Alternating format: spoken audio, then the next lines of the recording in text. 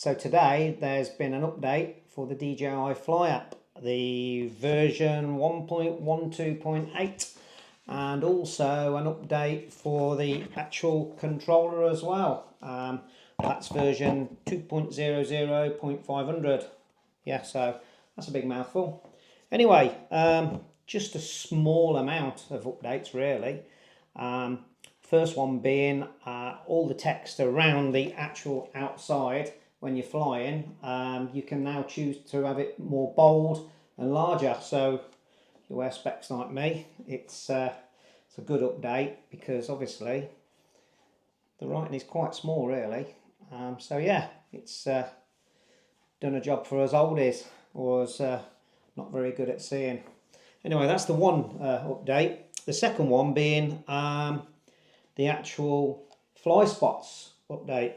I will take you through this just now, but basically it's been around for a long time, but it was for people that actually update their own personal fly spots wherever they've been flying, and just have the ability to just put some photos up there and just let people know what's around that area.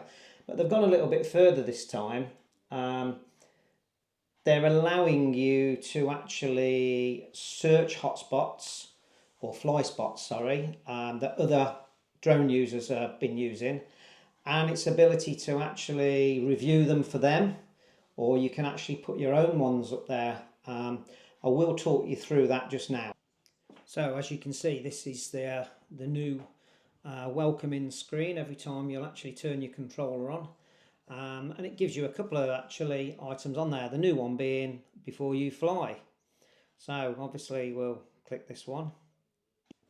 So this is an area that's quite close to us, and we've actually flew down there before, and this is a place called Kenilworth Castle. So this is what the map will look like. You can do this pre-flight before you even leave home.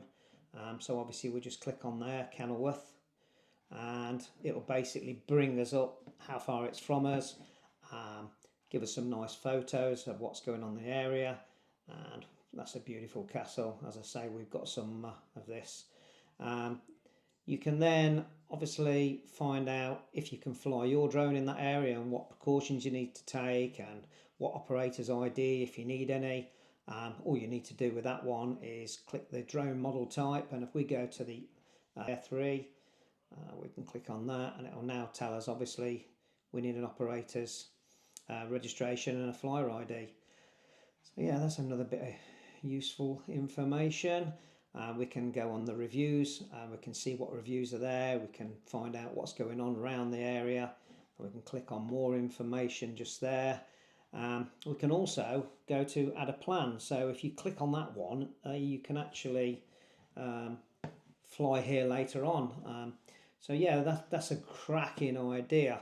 Now obviously if you do want to add your own, you just click this little plus button down the bottom right hand corner, select the location, you can add a topic and stick your own information in there of what's on in the area, and you know, maybe if there's any risks around or what to look out for. And obviously in the centre there you can actually put your own photos up and post it up onto the Fly Spots app, and you should appear for everybody else. So yeah, it's just a quick review, or if that's what you want to call it, of what's going on with the new Fly app. So yeah, if you like this sort of information given to you, please give us a like and a thumbs up, and maybe subscribe, and hopefully we'll come back to, you know, with some more updates. So we'll see you on the next one. Bye bye.